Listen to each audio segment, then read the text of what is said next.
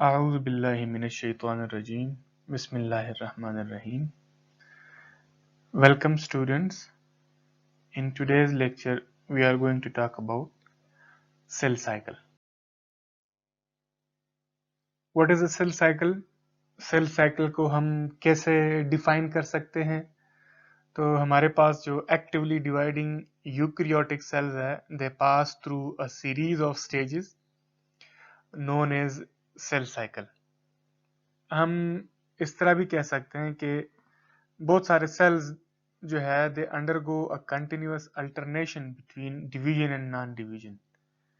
ठीक है, अब ये एक डिवीजन से लेके दूसरे डिवीजन तक जो इवेंट्स होती हैं ये क्या बनाते हैं, ये सेल साइकिल बनाते हैं.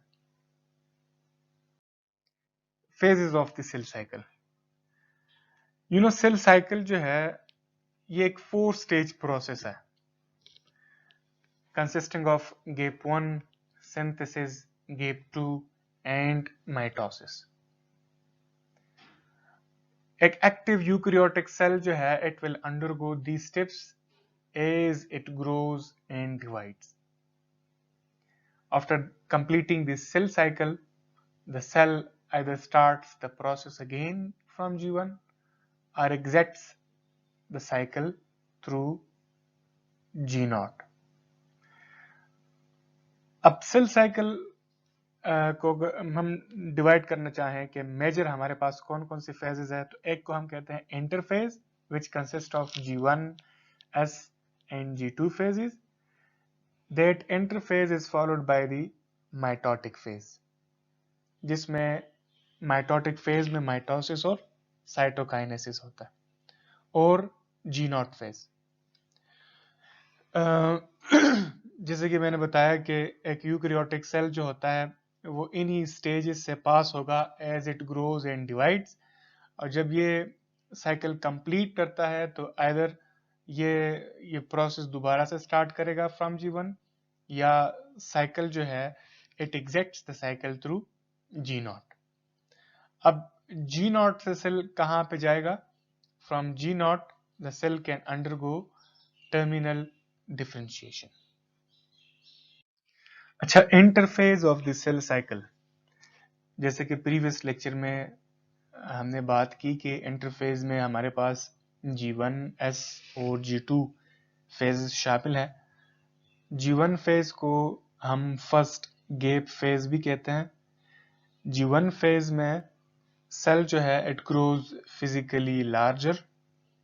जो ऑर्गेनेलीज सेल के अंदर मौजूद है उनकी ये कॉपीज बनाता है इस G1 फेज में. इसके अलावा वो सारे मॉलिक्यूलर बिल्डिंग ब्लॉक्स जिनकी ज़रूरत होगी आगे जाके S या G2 में, तो उन सब मॉलिक्यूलर बिल्डिंग ब्लॉक्स को भी इस G1 फेज में सेल बनाता है.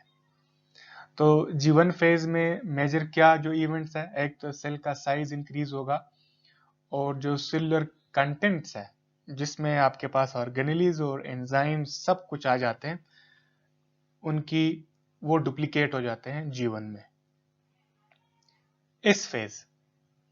इस फेज को हम सिंथेसिस फेज भी कह सकते हैं. इस फेज में सेल जो है ये डीएनए की कॉपी, एक complete copy of its DNA बनाता है और ये न्यूक्लियस के अंदर बनाता है. इसके अलावा इस फेज में हमारे पास जो माइक्रोट्यूब्यूल ऑर्गेनाइजिंग स्ट्रक्चर है जिसको हम सेंट्रोसोम कहते हैं. सेंट्रोसोम का रोल तो सबको पता है कि ये क्या करता है, it help separate DNA during M phase.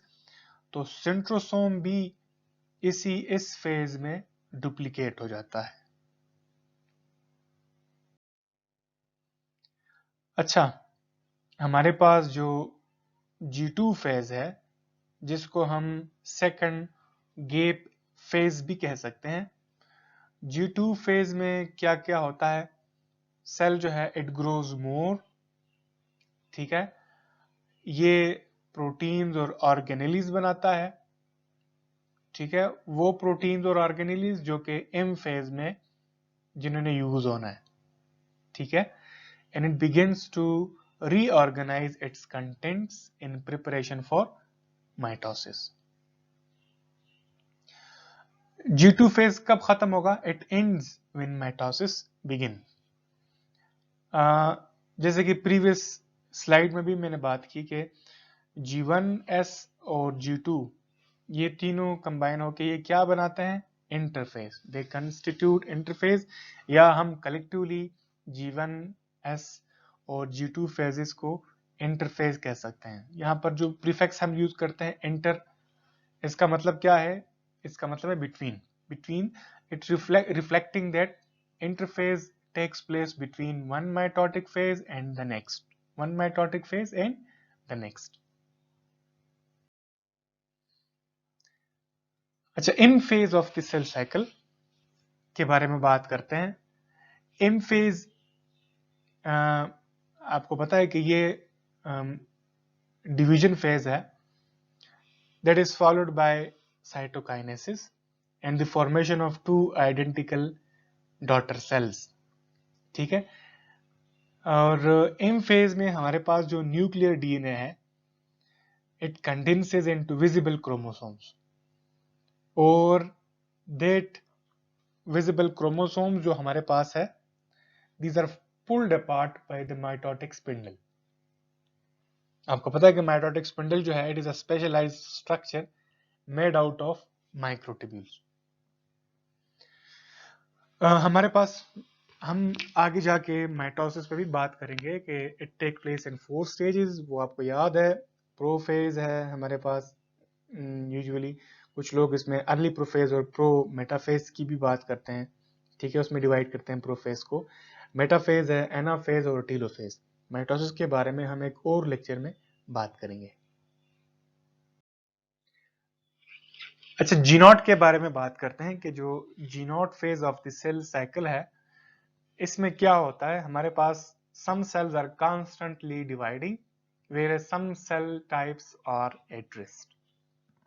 ठीक है, तो वो cells जो कि at rest है, these cells may exit G1 and enter a resting state called the G0. इस resting state को हम G0 कहते हैं. G0 में cell is performing its function without actively preparing to divide. अब G0 में कितने टाइम तक एक सेल रह सकता है? G0 is a permanent state for some cells. ठीक है, while others may restart division if they get the right signals.